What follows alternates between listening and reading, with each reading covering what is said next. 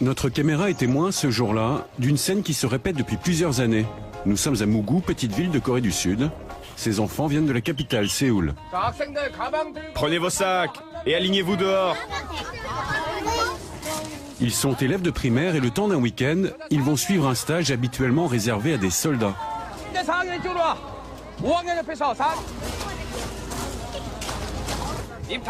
Silence! Qui a parlé? Toi là-bas? Tu crois quoi? T'es venu ici pour t'amuser? Ils sont ici à la demande de leurs parents. Ce sont les enseignants qui ont imaginé ce séjour.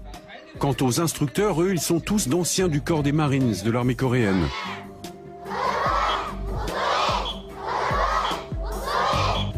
Le but du stage, pousser ces élèves à aller au-delà de leurs limites. Distribution des uniformes et découverte des baraquements là où ils vont séjourner 3 jours et 3 nuits. Toute communication avec l'extérieur est interdite. Ça me saoule d'être là. On va apprendre à être des leaders. Comment je vais faire? C'est beaucoup trop grand pour moi tout ça. Les élèves d'aujourd'hui sont faibles. Ils ont un mental fragile. Et c'est pour ça que les professeurs font ces séjours dans nos camps.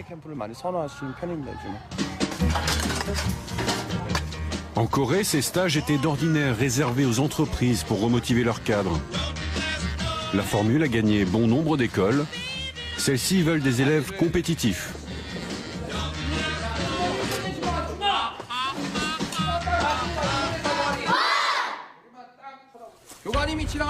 Même s'il y a un tremblement de terre ou une explosion, je ne veux pas voir un seul d'entre vous bouger.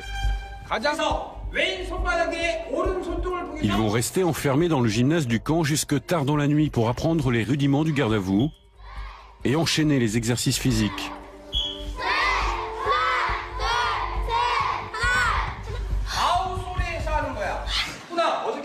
Chaque élève est invité à la tribune et promet de bien travailler à l'école pour le plus grand bonheur de ses parents. Je regarde trop la télévision et je joue trop à l'ordinateur. Je respecte mon père et ma mère et je suis désolé pour eux. Je sais qu'ils se font du souci. Je promets de les écouter maintenant et de bien travailler.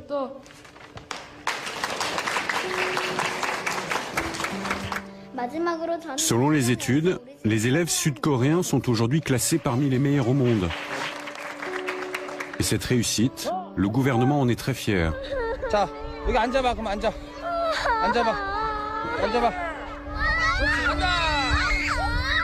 Aujourd'hui, des dizaines de milliers d'écoliers sont éduqués dans le culte du dépassement de soi. Mais comment le vivent-ils? Arrête de pleurer. Tes camarades te félicitent pour ton courage. Enquête dans un pays devenu malade de son éducation.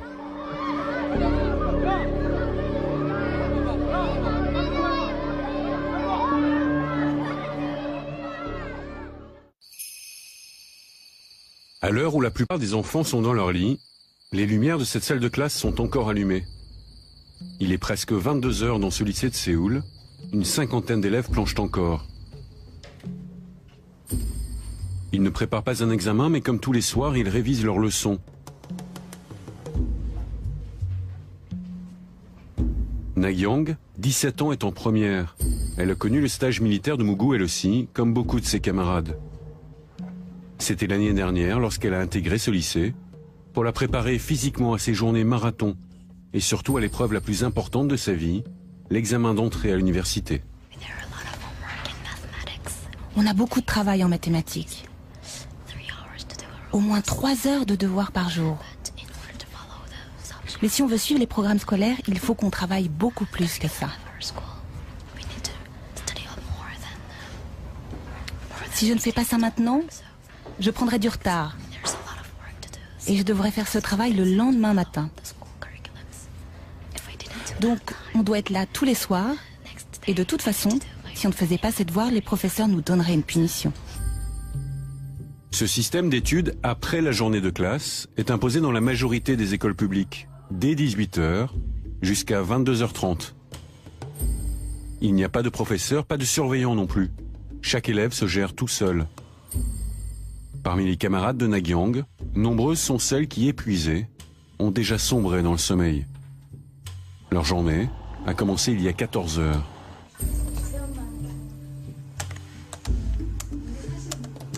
Pendant ce temps-là, la petite sœur de Nagyang termine ses devoirs à la maison.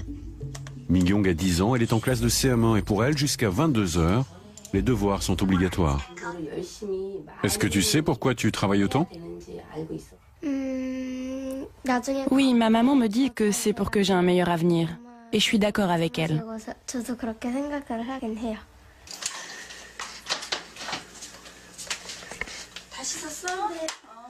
Extinction des feux, Mingyong a fini ses devoirs, enfin presque. Car pour sa mère, toutes les minutes passées doivent être mises à profit pour apprendre, encore et toujours. Elle s'endormira ce soir-là bercée par un cours d'histoire sur la découverte de l'Amérique, en anglais. Salem Village, 1692. What happened in Salem Village might be hard to believe today. Nagyang est une des premières à quitter l'école. Il est 23 h, mais sa journée est loin d'être terminée. Sa mère est venue la récupérer comme tous les soirs pour l'amener à l'autre bout de la ville, suivre un dernier cours, un cours privé. Il y a beaucoup de circulation, c'est comme ça tous les soirs après 22 h. Toutes les mères viennent récupérer leur enfant. Nagyang est inscrite à 4 cours particuliers qu'elle suit chaque semaine, en plus de l'école. Les cours privés sont efficaces, parce que l'école publique a ses lacunes. Les professeurs ne sont pas toujours disponibles, vu le nombre d'élèves. Là où je l'amène, les élèves peuvent participer, poser des questions et progresser. À tout à l'heure, travaille bien. Nagyang a rendez-vous ce soir chez Monsieur Baum, son professeur de mathématiques appliquées. Le cours se passe chez lui, dans son petit appartement, dans lequel il a aménagé une salle de classe. 4 autres élèves arrivent ce soir-là. Il est 23 h passées. On va travailler ce problème-là. Prenez chacun une copie. Ce soir, chaque élève débourse 100 € pour suivre la leçon de cet ancien professeur de lycée. Il a ouvert ce que l'on appelle en Corée un hagwon, un cours particulier de soutien pour que les enfants obtiennent de meilleurs résultats scolaires. Toutes les mères de famille veulent des bonnes notes, et moi c'est mon objectif. C'est ce que je garantis pour chaque enfant. C'est en s'imposant cette ambition que ces cours ont une utilité. Et pour cela, je trouve justifié que les enfants travaillent si tard dans la nuit. Sa mère va l'attendre dans un café proche en compagnie de son mari. Lui est cadre commercial et revient tout juste du travail.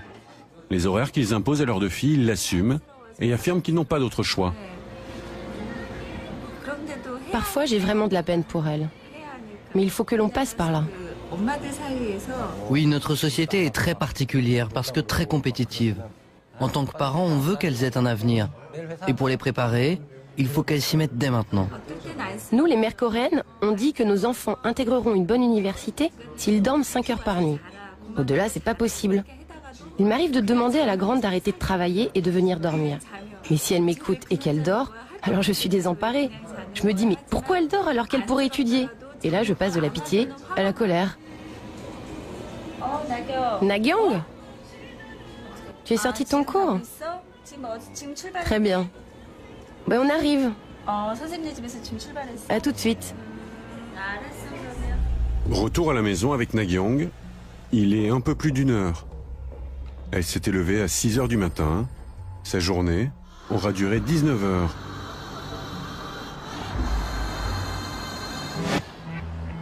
Aujourd'hui, cours particuliers et instituts privés font partie du quotidien de Nagyang et de tous les écoliers sud-coréens.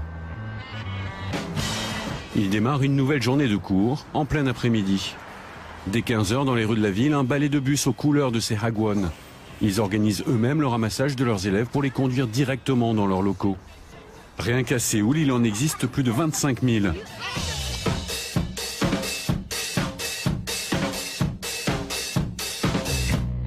L'un des plus importants nous a ouvert ses portes spécialisées dans l'enseignement de l'anglais, DYB, Do Your Best. Et voici son jeune directeur, M. Song. Il est aujourd'hui à la tête d'un empire, construit ces 20 dernières années. Vous avez combien de centres aujourd'hui?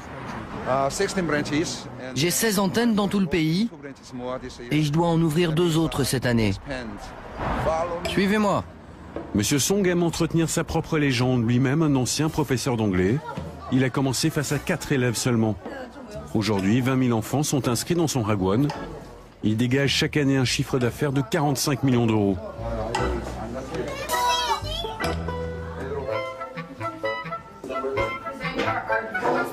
Son succès est bâti sur ses classes avec un petit effectif. Les cours favorisent participation et échange. Quant aux professeurs, il les choisit lui-même sans exception. Jeunes, dynamiques et anglo-saxons de préférence. Son institut est géré comme une entreprise. Une part du salaire des enseignants est indexée sur le nombre d'élèves inscrits chaque année. Bonjour, vous venez d'où? Afrique du Sud. Canada.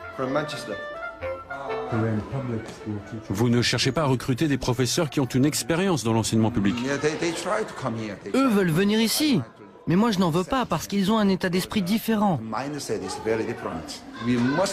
Ici, on consacre beaucoup plus de temps aux enfants qu'à l'école publique. Eux, ils ne font rien. Ils leur font juste passer le temps. Je ne sais pas pourquoi. Ils se sentent protégés par le gouvernement. Ici, personne ne nous protège. Si nos clients, si les parents ne sont pas satisfaits, on ne survit pas.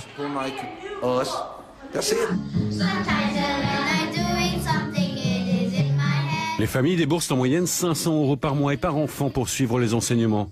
À l'origine de simples cours de rattrapage devenus au fil des ans des cours à part entière. DYB est aujourd'hui une école parallèle.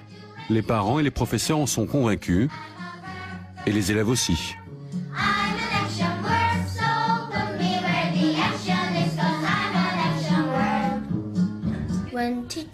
À l'école, on n'entend jamais quand les professeurs disent des choses importantes.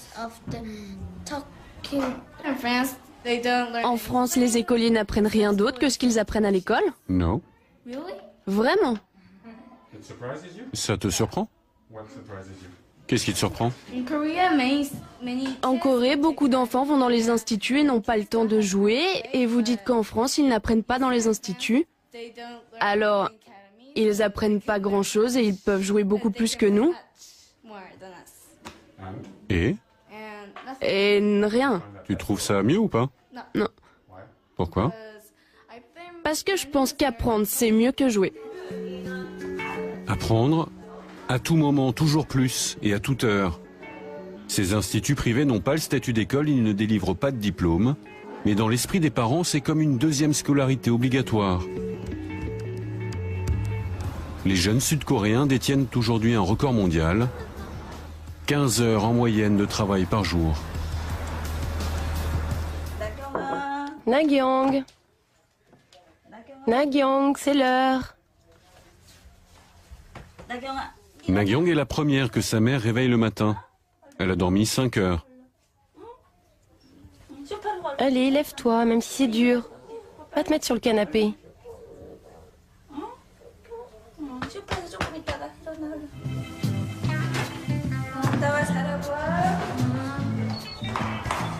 Son école se trouve dans le quartier à 15 minutes de la maison.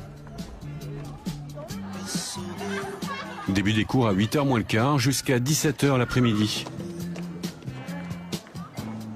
Depuis qu'elle est entrée au lycée, Nagyong n'est jamais partie en vacances, même pendant l'été, où elle en profite pour réviser ses cours. Le concours d'entrée à l'université approche et les examens se multiplient, tous sont régulièrement notés et classés les uns par rapport aux autres. Jusqu'ici, tout va bien pour Nagyong avec 16 sur 20 de moyenne générale. Elle est l'une des meilleures élèves du cours. Il y a une grosse pression sur mon avenir. Je pense que ça m'empêche de vivre pleinement mon adolescence.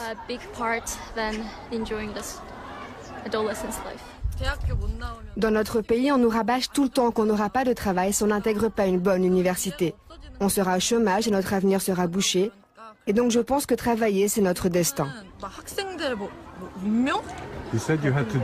D'où vient cette pression dont vous parliez tout à l'heure? De vous? De vos professeurs? De vos parents?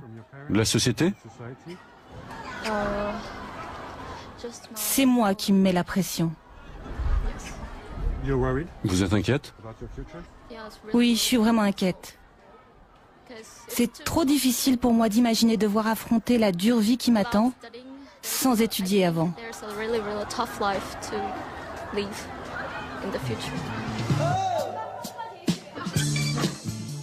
16h, fin des cours pour Mi-kyung qui est encore bien loin de partager les préoccupations de sa grande sœur. Pourtant, son emploi du temps de la semaine est déjà bien rempli.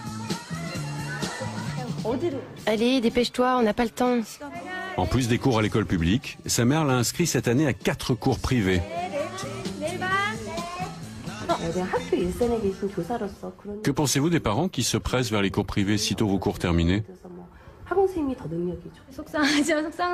Ça me blesse, bien sûr, c'est vexant. Mais dans les hagwon, ils ne font que gaver les enfants de connaissances. À l'école, entre le professeur et l'élève, il existe la notion de relations humaines, et ça, c'est déterminant pour leur avenir. Ici, ils apprennent à se comporter en société, à construire des rapports les uns aux autres, au lieu d'être dans la compétition. Et puis, j'ai de la pitié aussi pour les enfants qui subissent ça, alors qu'ils auraient besoin de se dépenser et s'amuser.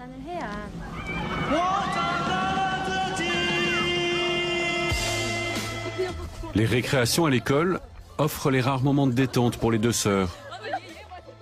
Leur mère gère leur emploi du temps d'une main de maître et tient les comptes. Piano, calligraphie, mathématiques, littérature coréenne. Cette éducation parallèle lui revient à 3 500 € chaque mois.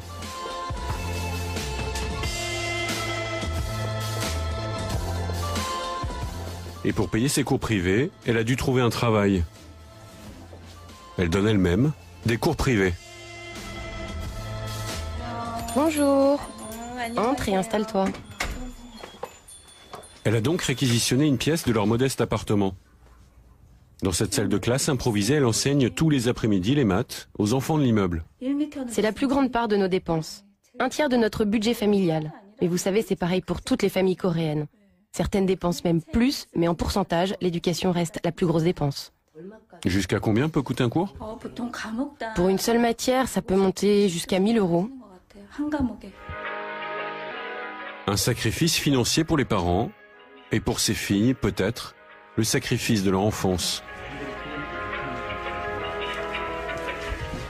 Dans leur chambre, des livres scolaires et des emplois du temps au mur, rien d'autre.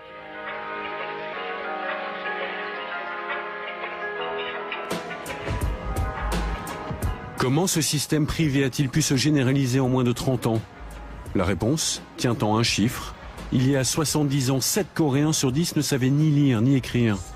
Aujourd'hui, ce taux d'illettrisme est quasi nul et 80% des élèves intègrent l'université, un record mondial.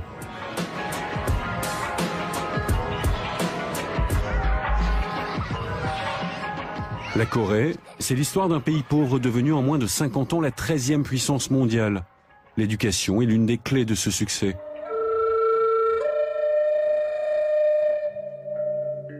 Pendant 10 ans, Sang Hong-bae a été le conseiller du président dans ce domaine. Difficile, dit-il, de réformer un modèle qui marche et qui fait ses preuves année après année. Aujourd'hui, toutes les études placent les élèves coréens parmi les meilleurs au monde.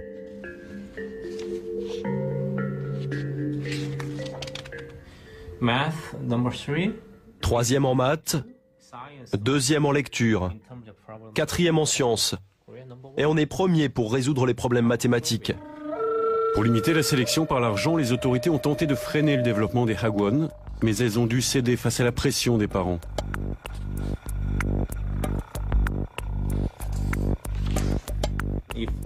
Le succès de l'enfant est celui de toute la famille, et c'est l'héritage de l'histoire de la Corée. Et vous pouvez aller contre ça? Contre cette volonté des parents qui veulent le succès de leur enfant? Non, c'est impossible. Ce pays ne peut pas aller à l'encontre de cet appétit de succès. C'est un enjeu familial. Comment voulez-vous mettre un terme à cette avidité des parents en matière d'éducation? Aujourd'hui, des voix s'élèvent. Ce système mettrait en danger les élèves les plus fragiles. L'hôpital Yonsei de Séoul traite près de 1000 patients chaque mois. Le chiffre a explosé ces 10 dernières années. Les adolescents vivent de plus en plus mal leur scolarité. Dépression, stress, troubles du sommeil sont les cas les plus fréquents. Nous avons pu rencontrer une jeune lycéenne de 17 ans qui ne va plus à l'école depuis un mois. À plusieurs reprises, elle a dû être admise en urgence pour des surdosages de médicaments, des tendances suicidaires. Elle témoigne anonymement et raconte ce qu'elle qualifie d'enfer. Ce système scolaire nous transforme en simples poupées, des poupées qu'on manipule. Ils nous fabriquent tous de la même manière, comme si on sortait d'une usine. Je m'étais dit que j'en sortirais pour faire autre chose, pour trouver ma voie.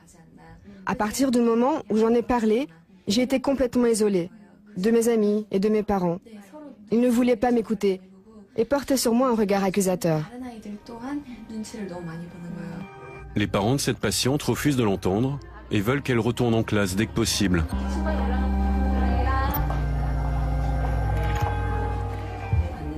Que vont devenir des adolescentes comme elle? Pour ces élèves-là, c'est impossible de s'intégrer parmi leurs camarades de classe. C'est impossible pour eux de survivre dans ce système scolaire. Au final, soit ils abandonnent, travaillent par eux-mêmes et finissent par s'en sortir.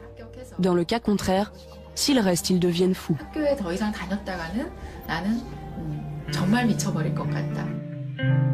En 2009, selon les chiffres du gouvernement, 202 élèves de primaire, collège et université se sont donné la mort. 2 fois plus que l'année précédente.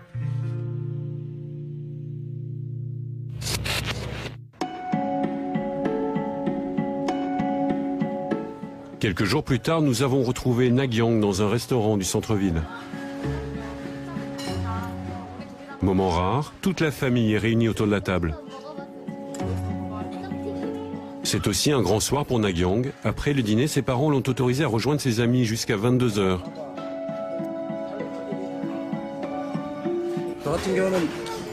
Si on ne sort pas le week-end, comme maintenant, on ne se parle pratiquement jamais.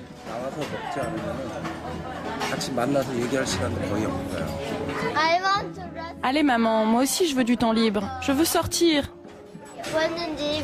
Tu nous raconteras ta soirée. Je suis curieuse de savoir.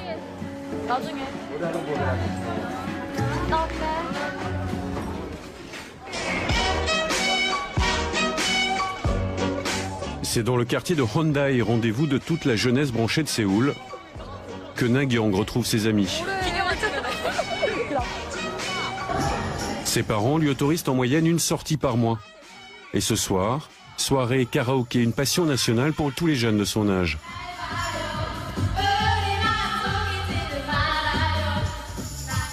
Une parenthèse d'insouciance, la souffrance de ces adolescents a longtemps été ignorée en Corée. Elles en parlent rarement avec leurs parents. Le sujet est encore tabou.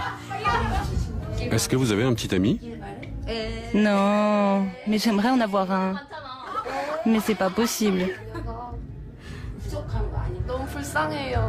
Je pense qu'on inspire pitié. En Occident, vous avez plusieurs vies possibles, alors que la nôtre est réduite au travail et aux examens. Même quand on s'amuse, on n'arrive pas à oublier notre stress. En fait, on vit dans un stress permanent et on ne peut rien y faire. C'est l'environnement dans lequel on vit qui veut ça.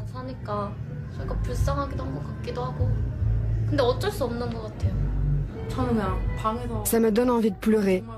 C'est souvent ce que je fais. Je m'enferme dans ma chambre et je pleure jusqu'à ce que ça me calme. Après, j'appelle mes amis. Moi aussi, je suis souvent seule pour pleurer. J'appelle mes amis, sinon c'est trop dur. Ensuite, on pleure tous ensemble. Et là, j'ai l'impression que c'est un peu plus supportable.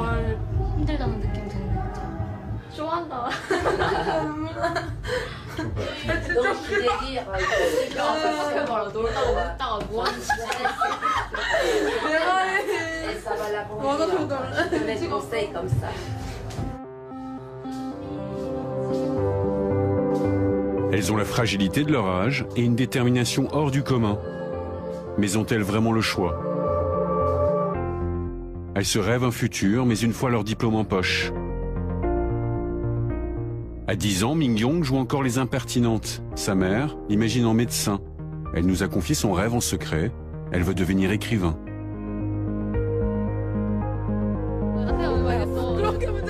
Sa grande sœur, elle tient bon. Elle sait pourquoi elle a fait tout ce chemin. Elle veut être ingénieure aéronautique, construire des fusées pour voler de ses propres ailes.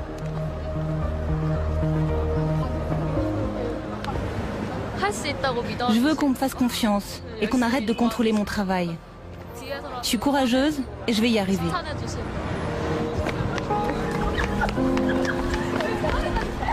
Son parcours participera à l'envolée des statistiques de la réussite scolaire. La fierté de la Corée du Sud, son étendard.